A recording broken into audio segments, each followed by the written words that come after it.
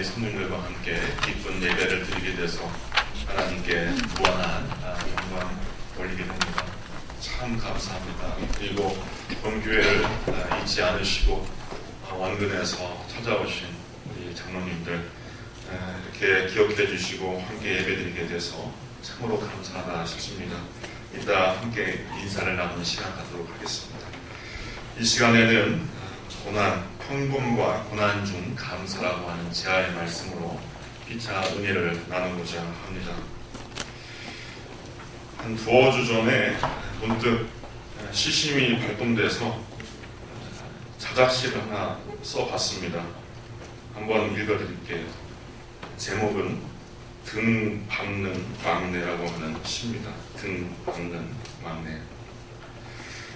아빠, 이렇게 하면 뭐가 좋아? 막내가 내 등을 밟으며 묻는다. 안마사로 쓴 지 10수년이 넘었는데 이 녀석은 뭐가 새삼스러울까? 기나긴 일과에 장거리 운전까지 마친 저녁, 노곤노곤하고 아득해 대답할 말을 고르다 잠들 뻔한다. 꼭 30달씩 터울이 나는 삼남매. 막내 놈은 1단, 둘째 놈은 2단, 큰 딸은 3단. 피로도에 따라 골랐으니 안성맞춤이다.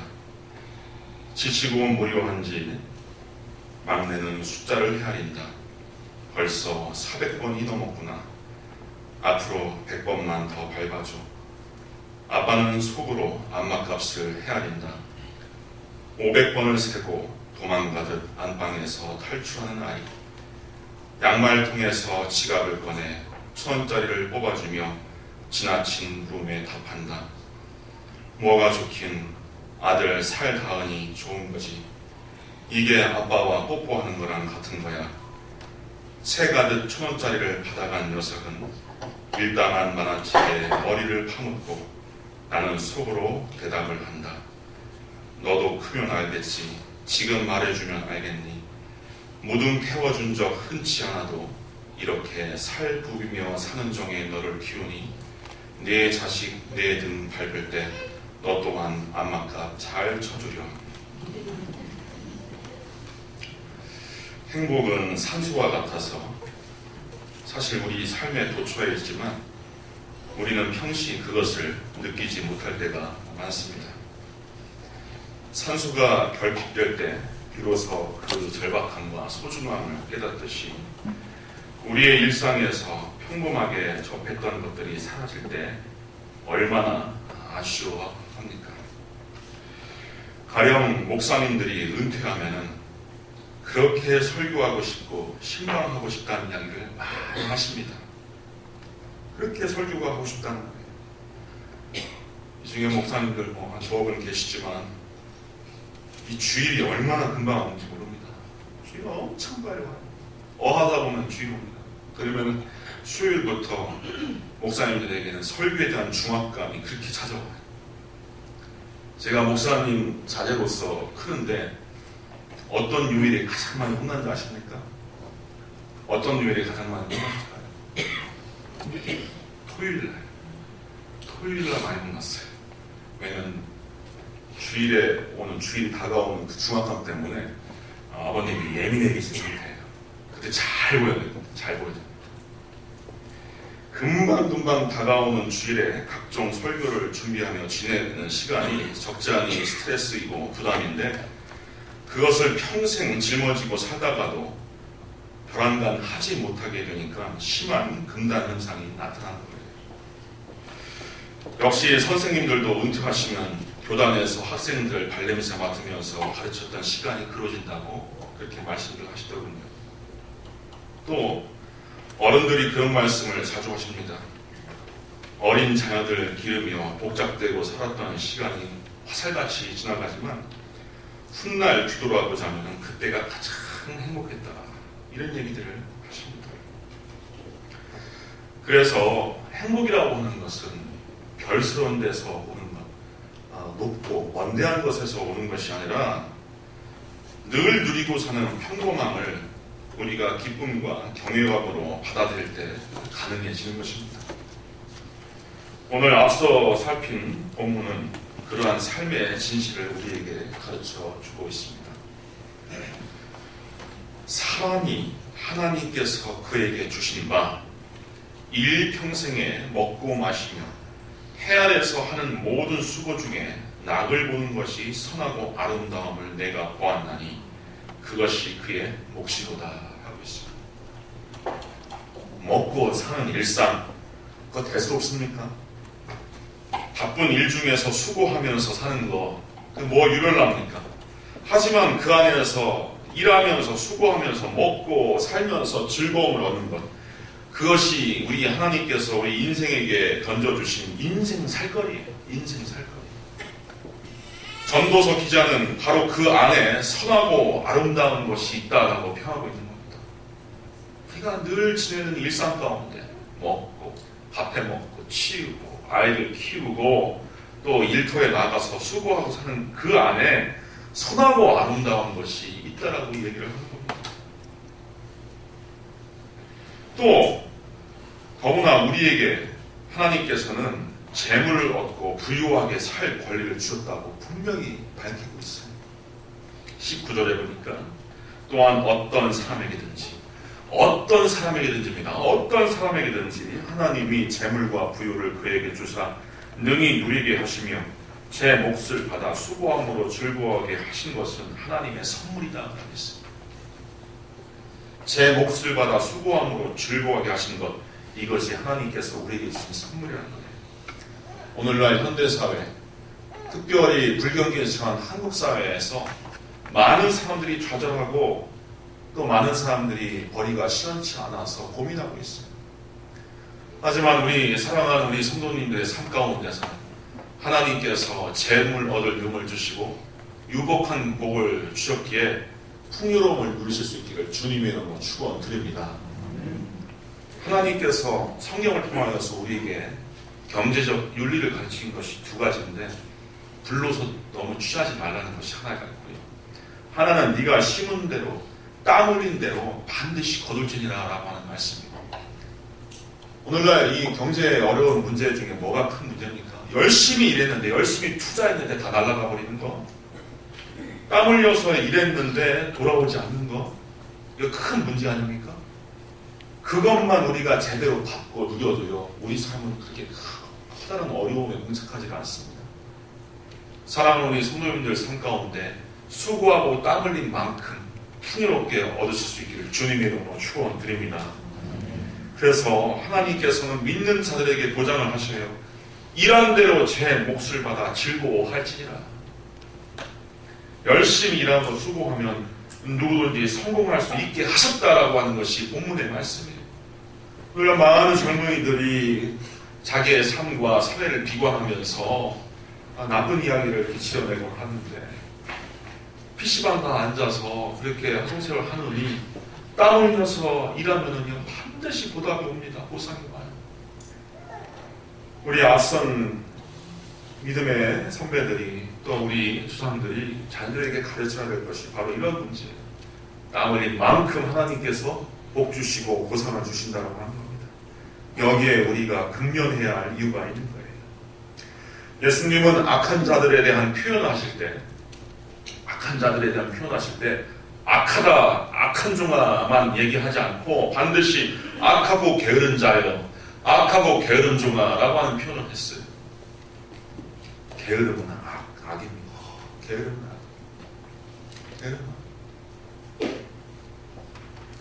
부지런하실 수 있는 우리 젊은이들, 오늘 특별히 중고등학교 학생들도 많이 앉아 계시는데, 부지런하여서 성공과 성취를 이루실 수 있기를 주님의 이름으로 축원드립니다.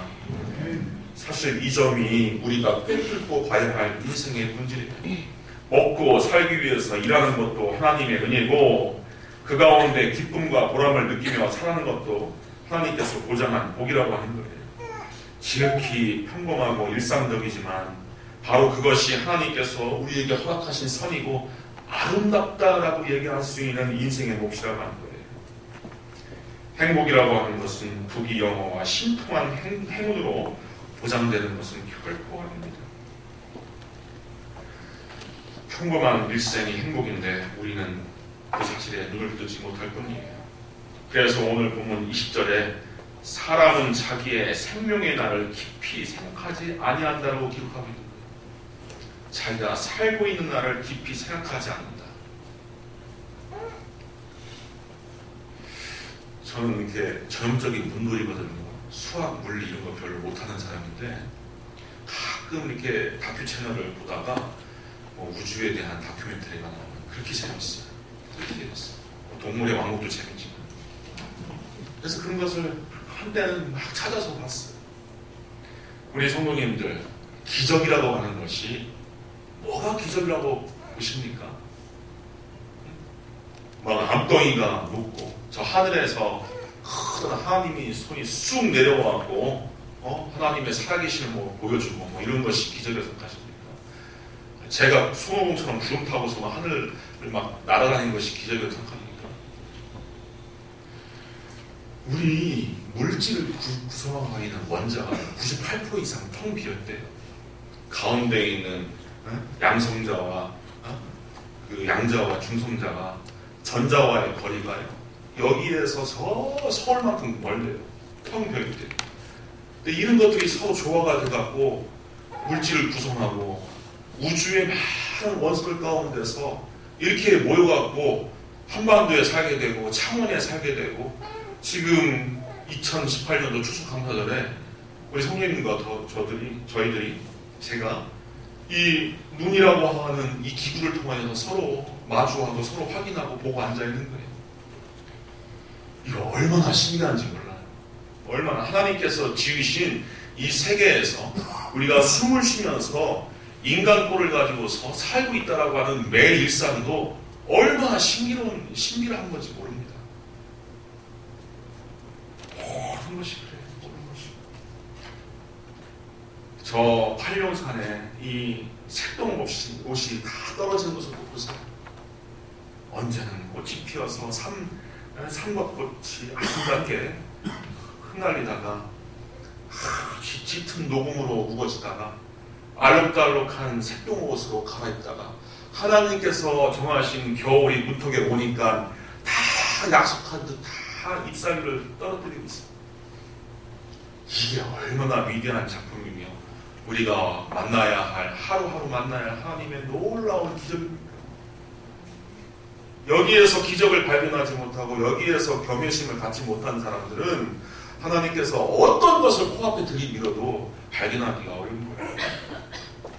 행복도 마찬가지입니다. 행복도 자기의 생명의 날을 깊이 생각할 때 우리가 살고 있는 이 나라를 깊이 생각할 때 행복이 발견되는 겁니다. 교회의 역사 가운데 혹은 사이비 신학이 가장 잘못 가르친 부분이 있으면은 내세의 삶을 위해서 현세의 삶을 망가뜨리도록 그렇게 종용하는 것이 가장 악랄하고 가장 나쁜 신학이에요. 그러니까 시한부 종말론 같은 경우는 어떻게 얘기합니까?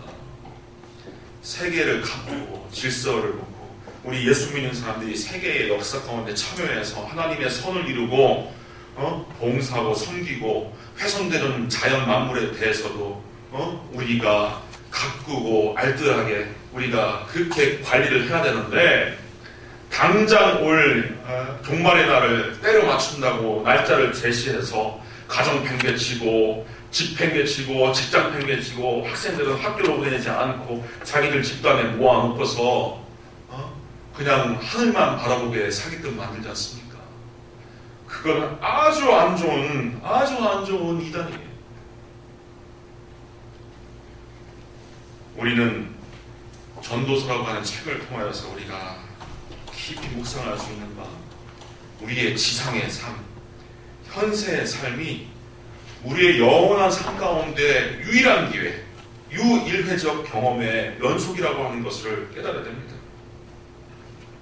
한 번밖에 없는 거예요. 한 번밖에.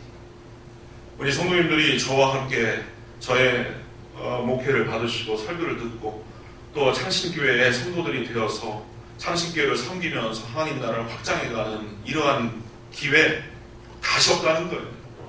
내가 이 여자를 만나서 이 남자를 만나서 가정을 이루고 새끼 낳고 살고 하는 이런 일들 단 하나라는 거예요. 단 한 번뿐이라는 거예요.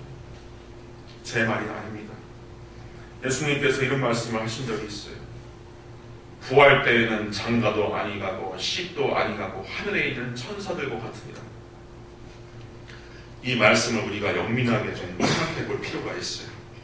내세와 천국의 삶이 대충 어떤지 좀 그려볼 필요가 있어요. 물론 천국은 경이로움과 신비의 연속인 삶이 우리에게 주어진다라고 하는 것을 인정할 수 있습니다. 하지만 이 말씀을 통하여서 우리가 곰곰이 보니까 저 천국에는 남녀간에 연애할 일도 없구나. 그럼 부부 생활도 없겠지. 그러면 애 낳고 기르는 가정생활이 없는 거예요. 조금 더 확장해서 상상력을 좀 발동해 볼까요? 갓난아이 눈을 바라보면서 젖을 먹일 일이 없습니다. 아이가 첫걸음을 떼면서 환호하는 그 기쁨이 없어요. 저도 첫아이가 첫걸음을 떼면서 아장아장 걷는 모습 속에서 막 울컥했어요. 기가 막히다.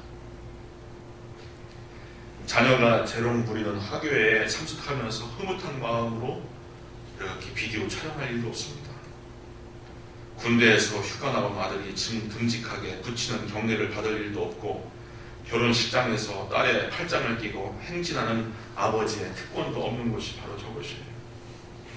그러니 우리가 이 세상에서 누리는 이 삶이 얼마나 소중하고 얼마나 놀라운 건지 우리가 알아야 할 것입니다.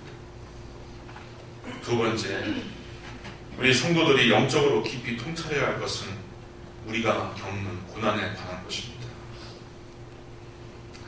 우리 성도님들, 많은 분들이 대개 창신학원을 섬기면서 매일처럼 고군분투하는 고생을 제가 익히 합니다. 등 넘어서도 보고 가까이에서도 지켜보고 또 이야기를 자주 듣습니다. 참 지방 사립의 학교 학원을 섬기고 지켜내는 것이 이 보통 어려운 것이 아닌가라는 것을 제가 잘 알아요. 고생스럽고 또 숨차고 또 마음이 조마조마할 때가 많이 있으실 겁니다. 하지만 고난마저도 하나님께서 우리에게 허락해 주신 인생 살거리라고 하는 것, 인생 살거리가 고난이라고 하는 것을 우리가 알고서 살아야 됩니다. 하지만 우리에게 고난을 던져주신 그 하나님의 심정이 좋아서 던져주신 거냐? 그게 아니라는 거예요. 모세가 연로하여서 인생을 정리할 때 시편 119편을 쳤는데 기나긴 시죠. 그 가운데 모세는 이러한 표현을 하고 있어요. 여호와여, 주의 말씀대로 주의 종을 선대하셨나이다. 고난 당하기 전에는 내가 그릇 행하였더니 이제는 주의 말씀을 지키나이다. 살아보니까 그렇다는 거죠. 하나님은 매일 매순간 나에게 선함을 베푸었다. 선대하셨다. 심지어 고난도 하나님의 선대 가운데서 허락하신 것이다. 고난 당하기 전에는 내가 그렇게 행했지만 이제는 주의 말씀을 지키게 되었다 라고 고백을 합니다. 이스라엘 역사 가운데서 가장 힘들었던 시기는 바로 출애굽 이후 광야 40년의 유랑의 시기예요. 당시 최고의 문명국가 이집트에서 비록 종사를 했지만 거기에서 편의와 풍요를 누리면서 살던 사람들이 한순간에 그 문명을 박차고 나와서 광야길을 40년 동안 헤매고 다니는 그 하루하루의 일상이 얼마나 고생스럽겠습니까? 평안한 길입니까? 목마르고 배고픈 길이고요. 때때로 이민족이 출몰하여서 자기들의 목숨을 해치는 그런 세월의 연속이었어요. 그러나 성경을 보자면 그 광야길도 하나님께서 사랑으로 마련한 길이다. 하나님의 깊은 해안 가운데 예정이 있는 길이다라고 하는 것을 우리에게 가르치고 있어요. 창세기 15장, 곧 이스라엘 민족이 형성되기 전에 모세가 출애굽하기 500년 전에 아브라함에게, 무자한 아브라함에게 하나님께서 나타나셔서 너를 통하여 내 씨를 통하여 큰 민족을 이루게 한다라고 하는 약속을 주셨죠. 그때 이미 출애굽과 광야길을 말씀하고 계시네요. 예정이죠. 예정. 그때 이미 출애굽과 광야길을 예정하고 계시다는 것. 그것은 하나님의 사랑과 은혜를 통하여서 마련된 길입니다. 그걸 걸어내면 반드시 약속의 복락의 땅이 나오게 되어 있는 것이죠. 그래서 하나님께서 고난을 허락하시는 것은 그것이 하나님이 우리를 봐도 즐거워서 그걸 던져주는 것이 아닙니다. 예레미야 애가 3장 33절에 보면은 예레미야가 그렇게 고백해요. 주께서 인생으로 고생하게 하시며 근심하게 하심은 본심이 아니시도다. 우리 고생하게 하는 거, 우리 눈물 나게 하는 거, 우리 기나긴 밤에 뒤척이면서 잠 못 자고 한숨 쉬게 만드는 거, 그런 삶을 허락하신 하나님은 그게 즐거워서가 아니라는 거예요. 그게 본심이 아니라는 거예요. 때로 인간도 깊은 희한을 가지고 아끼는 사람, 사랑하는 자녀에게 고난과 아픔을 제공해야 할 때가 없지 않아요. 고난과 아픔을 제공해야 할 때가 되죠. 제가 어릴 때 참 종기를 많이 다루고 살았어요. 종기. 요즘 아이들은 종기가 별로 없어요. 우리 젊으신 분들 이명래 고약 알아요? 이명래 고약? 모를 겁니다. 이명래 고약이 뭐냐? 고약도 모를 겁니다. 고약 중에서 아주 유명한 브랜드가 이명래 고약인데 그걸 아주 제가 달고 살았어요. 그 고약의 그 독특한 그 구수한 냄새도 기억이 나요. 아직도. 근데 이 고약을 바르고 나서 뒤처리를 어떻게 되면 짜야 돼요. 요즘 같은 경우 맥가로 가서 그냥 뭐 의유보험 해서 그냥 째는 거 별로 큰 문제가 아닌데 그때는 왜 이렇게 또 짜야 되는지 몰라요. 짜는데 서립게 짜면 안 됩니다. 이게 겉고름만 이렇게 짜내면 안 돼요. 속에 소위 근이라는 게 있어요. 충청도에서는 근이라고 하는데 그거 뽑아내면 뻥 뚫립니다. 화산이 터진 것처럼 뻥 뚫려요. 거기 그때 이제 연고 바르고서 이제 반창고 붙이면 낫게 되는 건데, 근데 저희 아버지는 그걸 못 짜요. 아버지는 못 짜는데 저희 어머니는 그걸 아주 잘 짜십니다. 이 잘 짠다는 의미가 뭐냐면 이 자식이 자지러지는 꼴도 보면서도 짜요. 막 죽을 것 같이 막 아파하고 막 요동을 치는데도 짜내셔요. 박순아 기다려 참아 요 금 빼야 돼 하면서 짜내는데 정말 그 고통 아시는 분도 있습니다. 죽어납니다. 얼마나 아픈지. 그걸 알아요. 그 잠시 잠깐 고통을 참아야지 이게 낫는다는 것을 아니까 엄마는 그렇게 하신 거예요. 마찬가지입니다. 때로는 우리가 고난을 짊어져야 할 이유가 뭔가 하나님의 뚜렷한 목적이 있기 때문에 우리가 감내를 해야 됩니다. 그래서 시편 119편 75절에 보면 여호와여 주께서 나를 괴롭게 하심 성실하심 때문입니다. 이렇게 고백하는 거예요. 이 8순이 넘은 모세가 이 인생의 이 비결을 그렇게 해야 되는 거죠. 주께서 나를 괴롭게 하시는 주님께서 나를 돌보시는 그 성실함 가운데 있는 것이다. 모세는 이 사실들을 우리에게 분명하게 가르쳤습니다. 고난 당하기 전에는 인간들은 그렇게 행한다. 고난 당하기 전에는 우리 인간들 욕심과 자랑에 취해 있습니다. 날 좀 보소 그렇게 살아요. 대개 그 욕심들이 어떤 욕심입니까? 요한 1서 2장에 보면은 육신의 정욕, 안목의 정욕, 이심의 자랑, 육신의 정욕과 더불어 자기 자랑하는 것, 권력 쟁취하려고 하는 것, 명예욕, 자기 자랑하는 것, 그리고 물질, 재화, 취하려고 하는 그 금권, 금욕, 이런 것에 취해 있다는 거예요. 이런 것으로부터 사랑하는 자녀들을 성숙시키고 절제시키기 위해서 하나님께서 우리에게 때로는 고난을 허락하는 겁니다. 그리고 우리는 압니다. 이 고생을 모르고 살아온 사람들에게는 이 참 인간의 향기가 나질 않아요.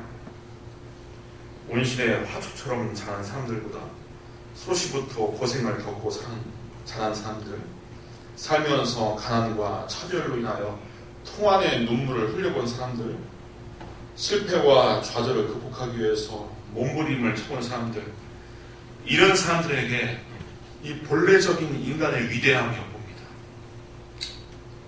인간은 본래 하나님의 형상으로 지음받은 거룩한 존재 아니에요. 그런데 고난을 통과해온 사람에게서 하나님의 거룩한 형상이 비쳐 나오는 거예요. 십자가를 지신 예수, 십자가에서 죽은 예수가 왜 사랑스럽습니까? 왜 그분만 바라보면 찬양이 나고 그분이 왜 우리의 주가 되신다라고 고백할 수 있게 됩니까? 거룩하신 신이, 우리의 신이 인간의 고난에 참여했다라고 하는 사실 때문에 십자가에 달리신 예수가 사랑스러운 거예요. 인생을 하나의 작품으로 보자면 하나님께서 섭리하시는 명작은 고난을 통하여서 완성이 됩니다. 빈센트 반 고흐나 이중섭 그림 참 좋아합니다. 세계적으로 고흐 참 좋아하고요. 한국 사람들은 이중섭 그림 참 좋아합니다. 왜 좋아합니까? 거기에 화가의 스토리가 있어요. 화가의 스토리가 어떤 스토리입니까?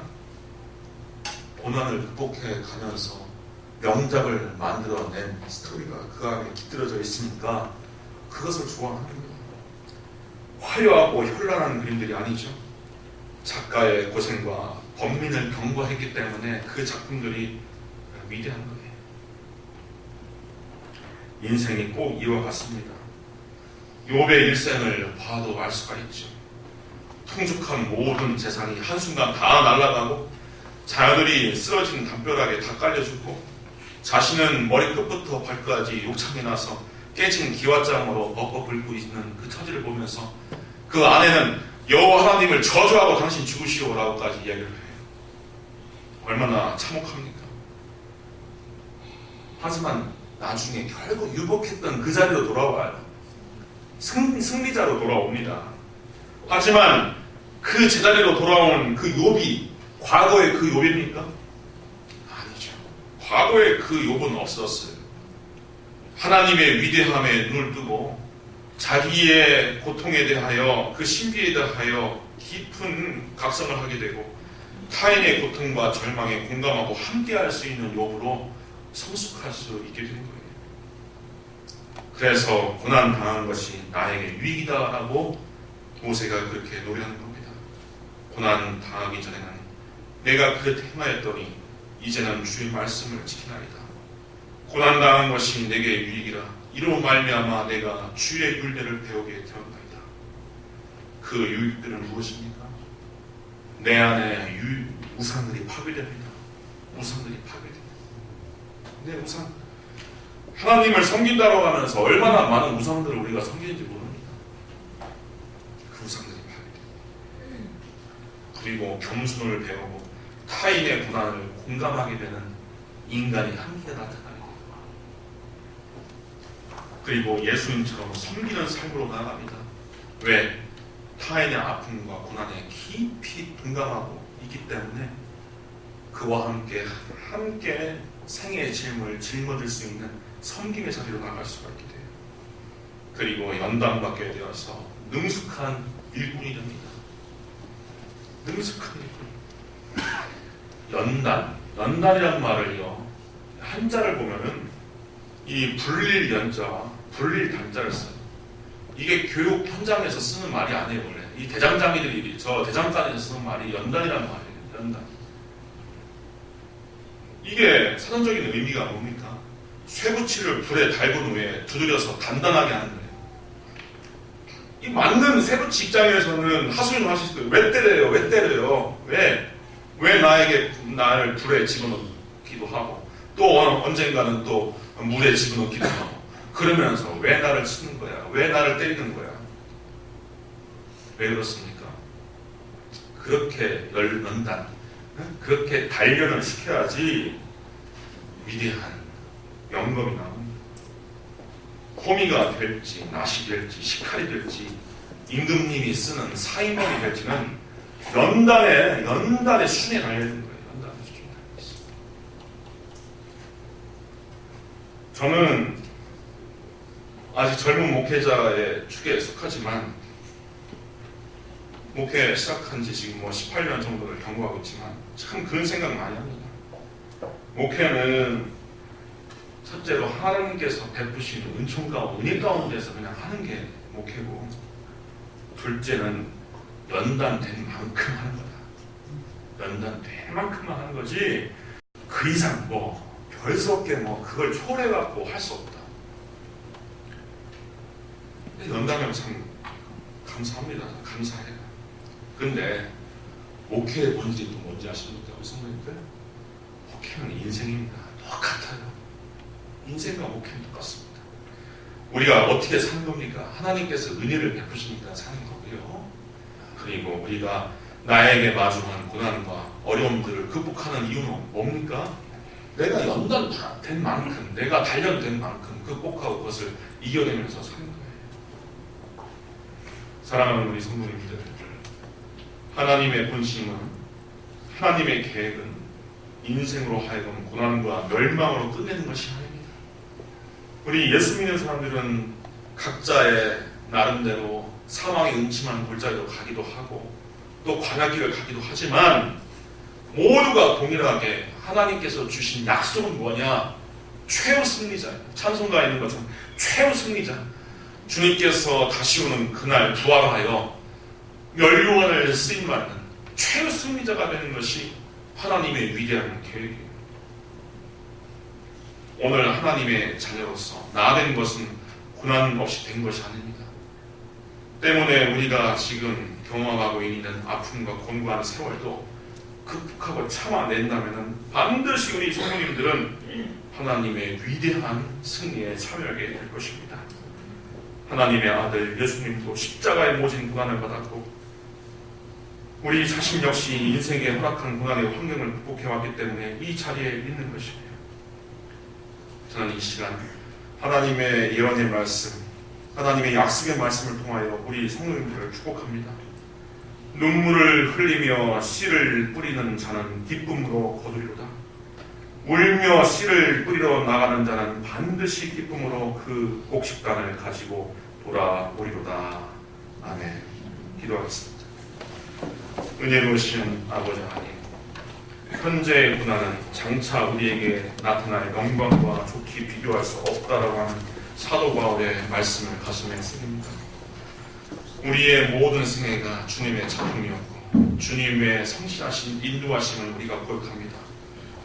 그것을 그의 삶의 내용을 우리가 잠잠히 묵상하며 하나님께 대한 감사를 회복하는 이 시간 되게 하여 주시고 하나님과 더불어 하루하루 길을 늘 승리하며 헤쳐나가며 승리자로 나아갈 수 있도록 성령 하나님 도와주시옵소서. 날마다 감사하며 날마다 찬양할 수 있는 우리 모든 창신교회 성도님을 될 것을 바라옵고 길과 진리와 생명 되시는 우리 주 예수님의 이름으로 간절히 기도하옵나이다. 아멘.